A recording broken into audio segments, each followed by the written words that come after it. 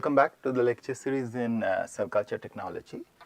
So, to start off with, so now doing a surface analysis, and one of the easiest and most thorough surface analysis what you can do is XPS. XPS stands for X-ray,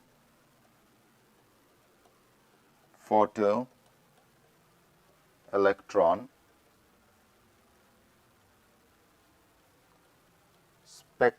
spectroscopy.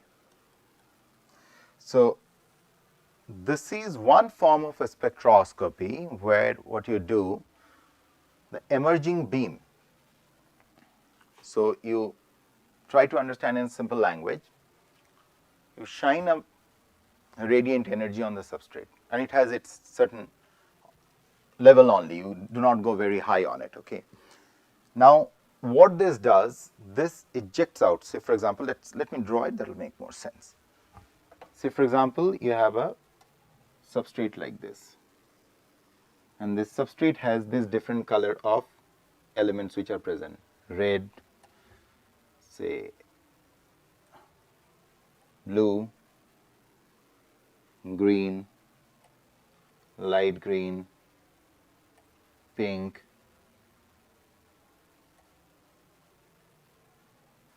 okay, like this. Just to distinguish, I am kind of making it slightly darker.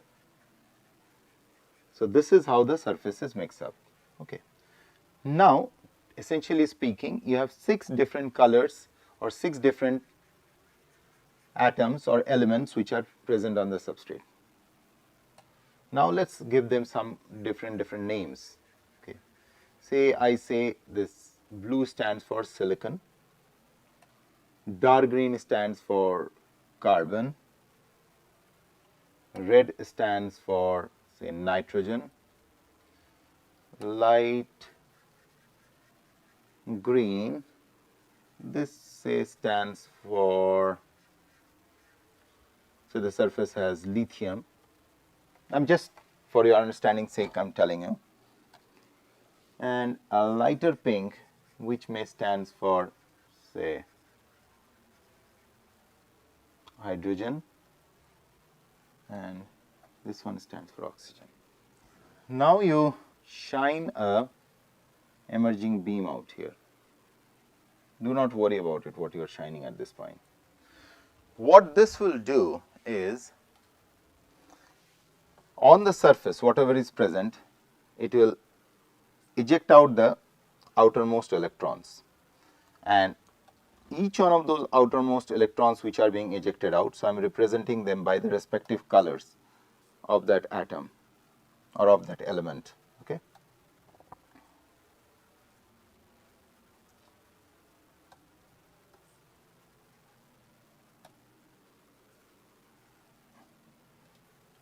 And now, each one of these electrons which are ejected out from this surface are coming with a different kinetic energy. Okay. The energy of emitting an electron is different from different atoms, where the different atoms are of the different colors. Now, if you have a detector sitting here which could detect those speeds, then it will be giving you, say for example, in that case 1, 2, 3, 4, 5, 6, 6 different signatures. And if you have already done your 6 different energy signature, okay,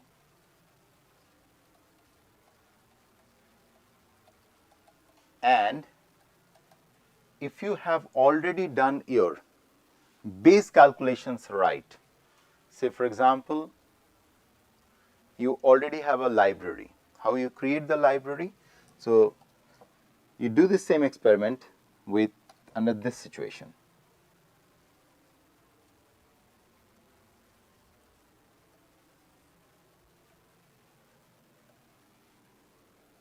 So for example, you have a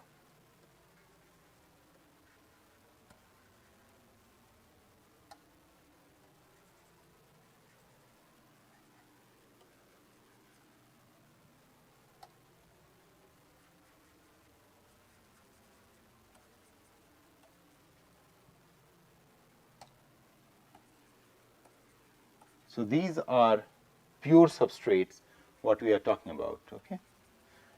And exactly do the same experiment. You shine each one of them with particular radiation. So each one of them will be emitting it with that unique velocity.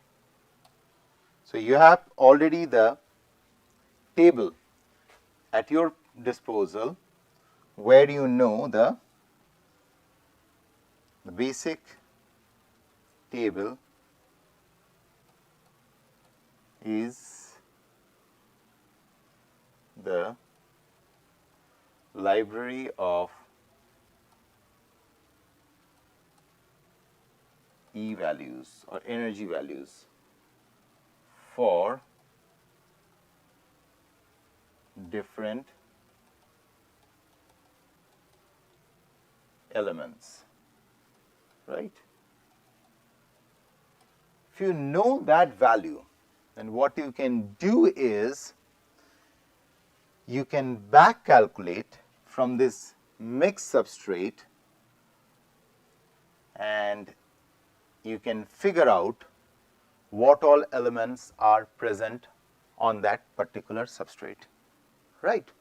So this is how you analyze a substrate, that what all different elements which are presenting on a substrate, and this is one powerful tool which help chemist, biochemist, material scientist, everybody to understand the surface chemistry, especially people who does work on electrochemistry and all other fields, analysis of electrodes, because you have to, because anything, any phenomena which is a surface phenomena. So you have to realize what I meant by surface phenomena. So when we talk about a substrate, here is the substrate and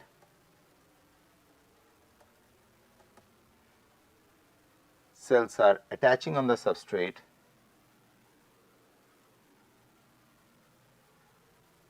we are talking about some form of surface interaction. So one needs to analyze this surface interactions very carefully. And for surface analysis, one of the most powerful tool, so what you see is basically not a bulk property of the material, but a surface interaction between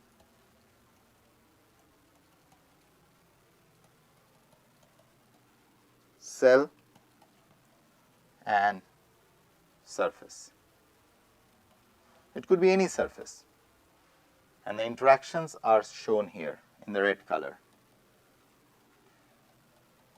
Okay.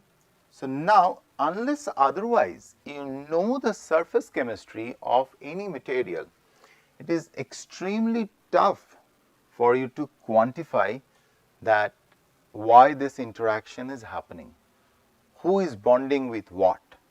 Okay. To that level, the technique is so powerful. Within this particular, say I talk about the red here, say talk about nitrogen, the speed with which the different electrons from nitrogen are ejected, from whichsoever orbital it is coming, from most of the outer orbitals of course, You can even go down and figure that out. It is that powerful a technique, but remember, it is a surface phenomena. It is not going to tell you anything about the bulk material, and we are not concerned about the bulk. And when I talk about the bulk, I talk about, suppose this is the material I am talking about, I am not bothered about the whole bulk property of it. This is what I am hatching the lines. This is the whole bulk of that material. Okay, I am only bothered about just what is happening on the surface. The surface reaction. And of course, there is always a very interesting interface, so we are not talking about it. Okay. So, any surface phenomena needs to be analyzed very analytically about the presence of different kind of elements which are there, because unless otherwise you know this, say for example, think of this, suppose your surface has higher carbon. So, now having said this, I will take you to the next flair into the game. Using this technique, you can even quantify. It's a little tricky. It's a little tricky to do so, but you can actually quantify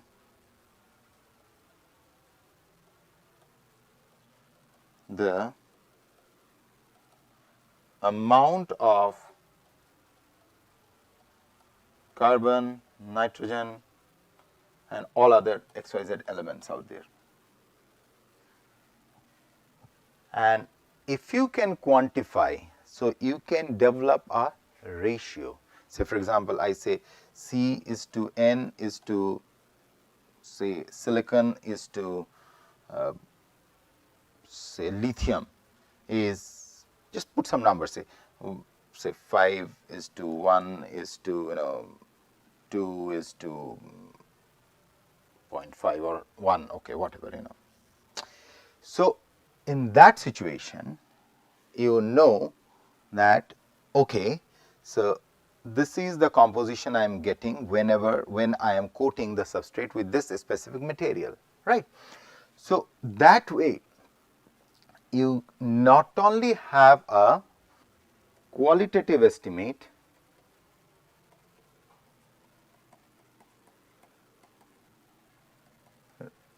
you also have a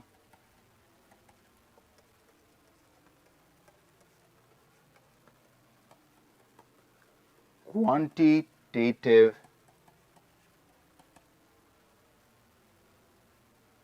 estimate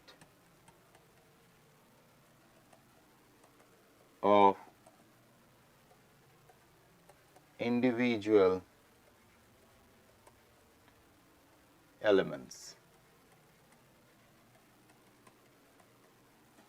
present on the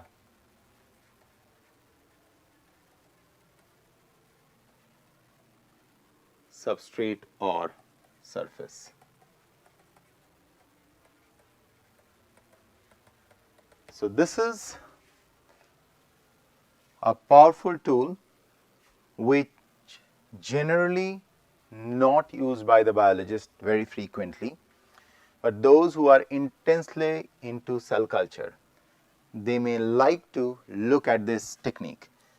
Apart from it, when we talked about the analysis, we talked about contact angle measurements. This contact angle measurements could be done with the instrument called goniometer. Okay. And of course, atomic force microscopy, you needed an AFM setup to do the surface analysis. So, now if you summarize, you have a physical surface analysis in the form of AFM, you have a contact angle measurements which will tell you the interactive behavior of the material in the presence of water or aqueous system, and you have a surface analysis, both quantitative and qualitative.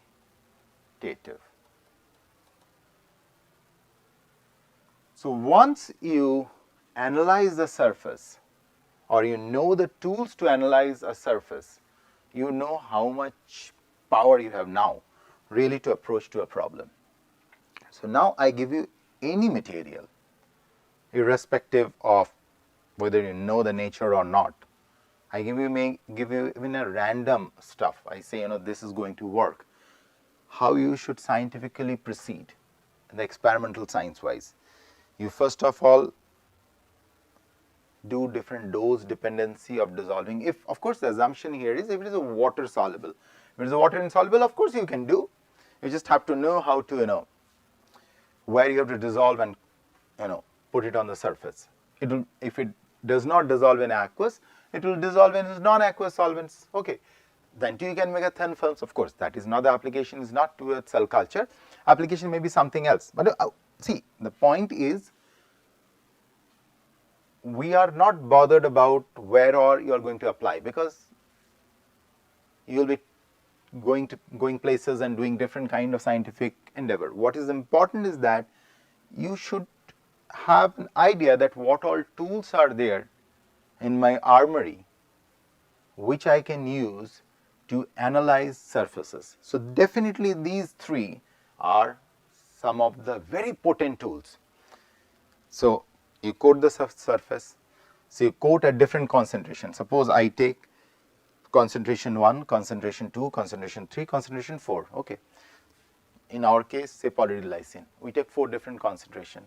Since this is aqueous or dissolved in water, it is easy for us to do it. Now I take AFM, so I have 4 different AFM images. Okay. Then on top of that, I do a goniometer analysis or contact angle analysis. So now I know that what is the difference, if at all. So my hypothesis is that whether with the increase in concentration, the hydrophilicity or hydrophobicity will change. The alternative hypothesis could be it will not change, right? You can test your hypothesis by simple experiment. You can say, if I deposit, say, this milligram per ml on the surface, this is what I am going to see. Or if I have y milligram per ml on the surface, this is what I will see. If I have z milligram per ml, this is what I am going to see. So with different dosage, you can see different kind of interactions which are happening. So that followed by this, you can go for what we call as surface chemical analysis, where you will be knowing that which all atoms are or elements of atom, so atoms of element are present on the surface. Okay. So that will give you an idea that, okay, these are the possible interactions which can happen with the cell. So now hereafter, what all will be discussing about the different kind of extracellular matrix, what we will be using or what people use. I wish all of you should be, or at least I request all of you should be aware about the tools at your disposal, what all you can use to analyze surfaces. With few slight changes, we'll continue from here. Okay, thank you.